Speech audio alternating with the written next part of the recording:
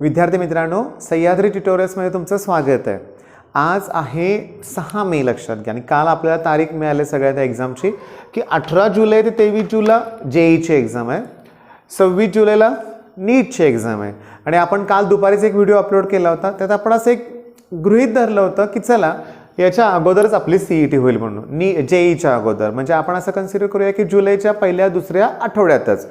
बरेच जण मात्र काय म्हणतात माहिती आहे का की नीट नंतरच सीईटी होईल। ओके, तसं झालं तर आपल्यासाठी ते बेस्टच असणार आहे, पण आपण अगोदर का कन्सिडर करतोय, कारण आपल्याला ना पुढचे दिवस ॲज अ बोनस रिव्हिजनसाठी मिळतील लक्षात घ्या। पण 2च दिवसात बरं का महाराष्ट्रामधले पण जे काय एज्युकेशन मिनिस्टर असतील म्हणून आपण ते सुद्धा सीईटीच्या डेट्स डिक्लेअर करणार आहेत। मग त्यावेळेस तर बेस्टच आयडिया मिळेल आपल्याला की कधी होणार एक्झाम ते।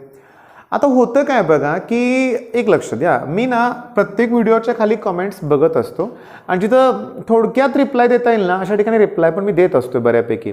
पण काही ठिकाणी ना असं थोडक्यात रिप्लाय देणं शक्यच होत नाही, मग अशा कमेंट्सला मी रिप्लाय देत नाही लक्षात घ्या। पण मी काल या सबस्क्रायबर एक नाव आहे RSD त्या चॅनलचं, त्याची एक कमेंट मी बघितली की त्यानं लिहिलं होतं माहिती आहे का की सर आम्ही आत्तापर्यंत काहीच अभ्यास केला नाही, मग इथून पुढं कसा अभ्यास करायचा, अशा आमच्यासारख्या मुलांना ना स्ट्रॅटेजी द्या।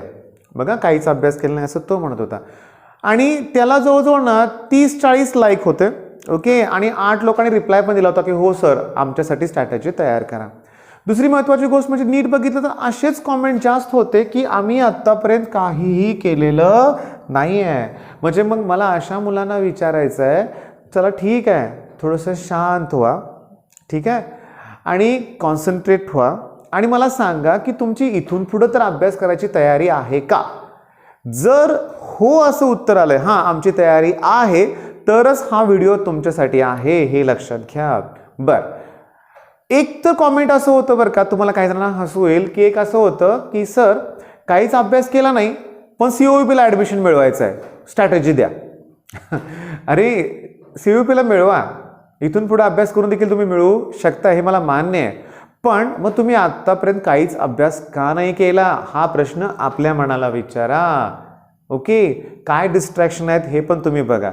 एक लक्षात घ्या, ते डिस्ट्रॅक्शन असेल, कॉन्सन्ट्रेशन, ह्याच्यावर खूप व्हिडिओ झाले आणि जरा तब्येत थोडीशी ठीक नाही वाटत त्यामुळे हळू बोलतोय बरं का, नाही तर मोठ्या आवाजात बोललं की पुन्हा त्रास होतो थोडासा। आणि एकदम पण तब्येत बिघडलेली आहे असं पण काही नाही आहे, थोडक्या 2 दिवसात ते बरं होऊन जाईल। बरं, आपलं काय डिस्कशन चाललं आहे की बघा मी देतो स्ट्रॅटेजी तुम्हाला, टाइम टेबल पण तयार करूया आपण, पण तुम्ही ठरवा नाही आपल्याला आता करायचंच आहे। ओके, आता बाकीच्या कुठल्या गोष्टीचा विचार करायचा नाही आहे। पण काही कमेंट्स पण असे छान होते बरं का की नाही मी अभ्यास आता इथून पुढे अभ्यासच करणार आहे। ओके, एक कमेंट असं होतं म्हणूया आपण की नाही मी त्या टॉप 10% मध्ये होतो आणि तिथंच राहणार आहे आणि त्यातूनही पुढे इम्प्रूव्हमेंट करणार आहे। छानच, लक्षात घ्या।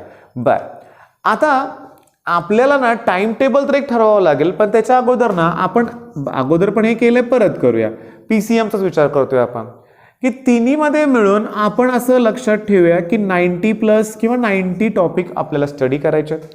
ओके, आणि आपल्याला ते 45 डेजमध्ये क्लिअर करायचे आहेत, म्हणजे रोज 2 टॉपिक, आहे की नाही। आता कुठलाही व्हिडिओ तयार करायच्या अगोदर मी मुलांबरोबर डिस्कशन करतोच बरं का, आणि आता आज पण मी 10-15 मिनिटं डिस्कशन केलंय।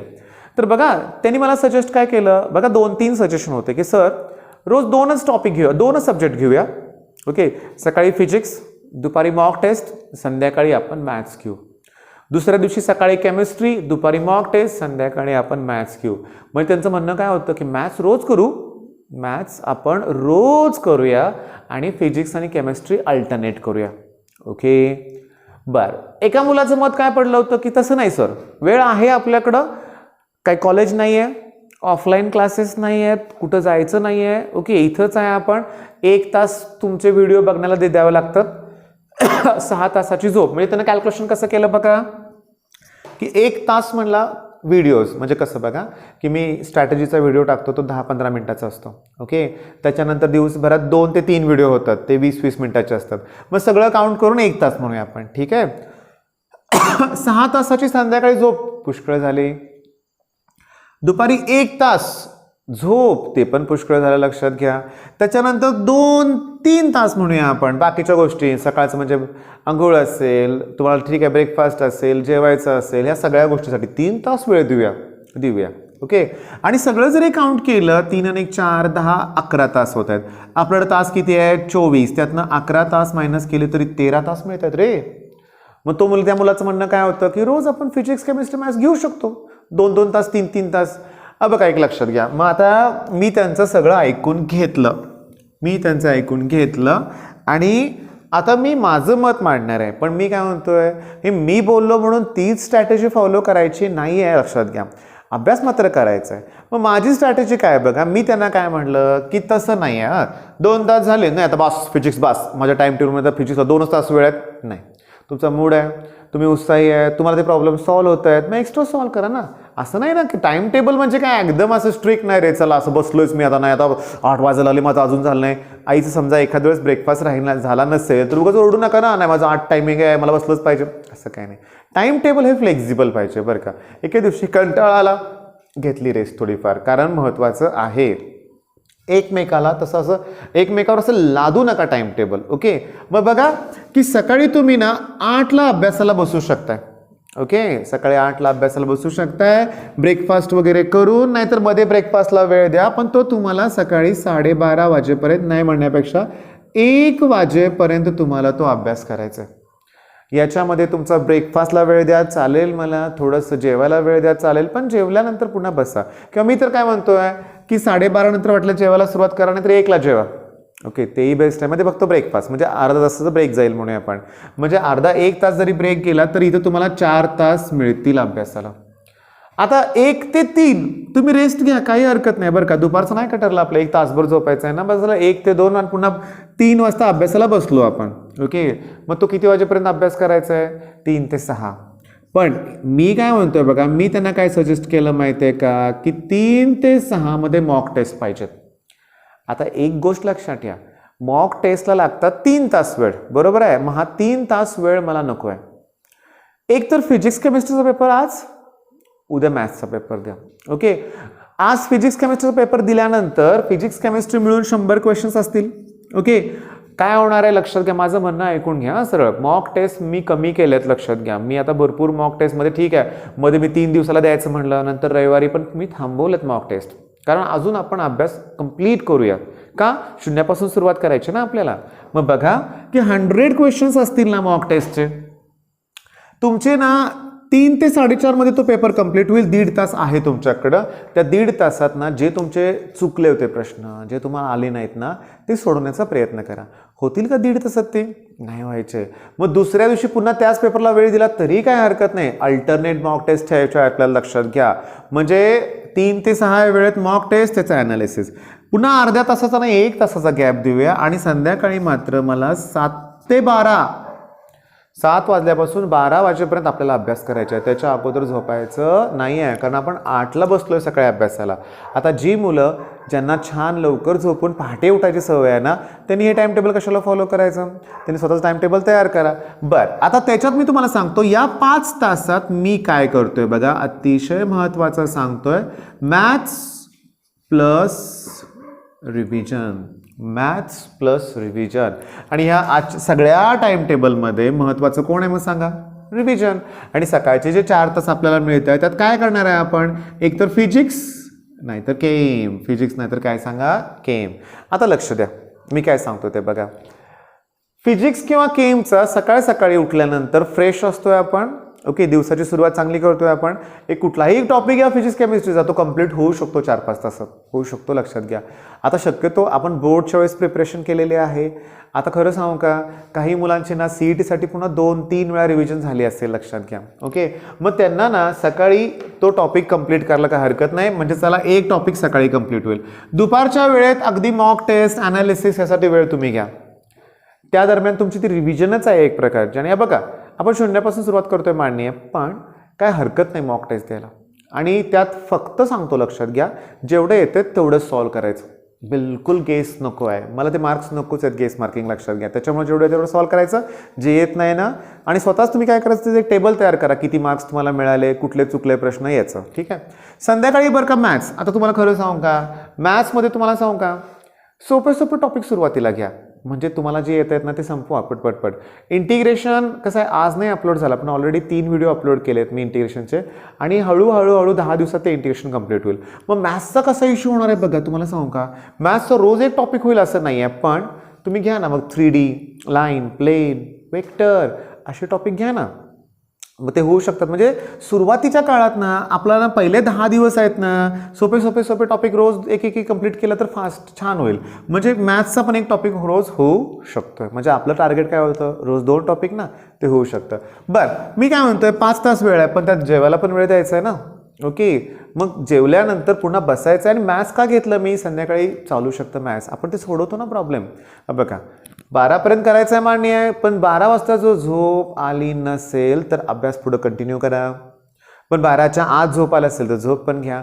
आता होतं काय बघा, तुम्हाला एक थोडीफार आयडिया आलेली आहे की आपल्याला एक परफेक्ट टाइम टेबल तयार करायचंच आहे. म्हणजे सकाळी 8 ते रात्री 12 आपण अभ्यास करतोय, भरपूर रेस्ट वगैरे घेतलेली आहे मध्ये, पण बसलं की बसायचं. लक्षात घ्या, अभ्यासाला बसलं की त्यात पुन्हा डिस्टर्बन्स नको आहे बिलकुल. म्हणजे वेळ घालवायचा नाही दुपारी, 1 तास तर 1 तास झोप, त्याच्यावर उठायचं, पटकन फ्रेश व्हायचं नाही, अभ्यासाला परत बसायचं. बरं, टॉपिक कोणते घ्यायचे हे लक्षात घ्या. आता एक काम करूया, फिजिक्समध्ये तुम्हाला सांगू का, रोटेशनल मोशन, पण त्याच्यापेक्षा मला ऑस्किलेशन म्हणूया आपण, ठीक आहे, स्टेशनरी वेव्ह मोशन, आपले भरपूर टॉपिक झालेले आहेत बरं का. म्हणजे मला माझ्या मते सर्क्युलर मोशन पण झाला आहे, ग्रॅव्हिटेशन पण झाला आहे, रोटेशनलचा तर 40 मिनिटाचा व्हिडिओ आहे, लक्षात घ्या.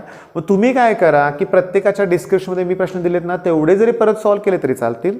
ओके, पण तुम्ही ना एक फॉर्म्युलाची लिस्ट तयार करा. रोज एक टॉपिक होतोय ना, एक टॉपिकचे फॉर्म्युले करत गेला ना तुम्ही, 15 ते 20 दिवसात तुमचं फिजिक्स परफेक्ट होणार आहे, हे लक्षात घ्या.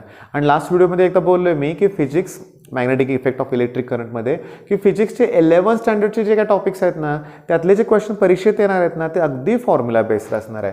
आता तुमच्या लक्षात आलंय की काय काय करायचं आहे. आपण ते टॉपिक फिजिक्सचे मोठे आहेत ते घ्यायचे आहेत. आता केमिस्ट्रीत मी तुमच्यासाठी काय करतोय बघा, की जे ऑर्गॅनिक केमिस्ट्री मी स्टार्ट केलं होतं ना, एकच व्हिडिओ घेतला होता, त्याचा दुसरा पार्ट उद्या दुपार संध्याकाळपर्यंत मी अपलोड करेन. पण मी काय करेन बरं का, आता वेळ न घालवता तुमचा काय झालं, पहिला पार्ट माझ्या लक्षात आलं की बऱ्याच जणांना ते खूप इझी वाटलंय.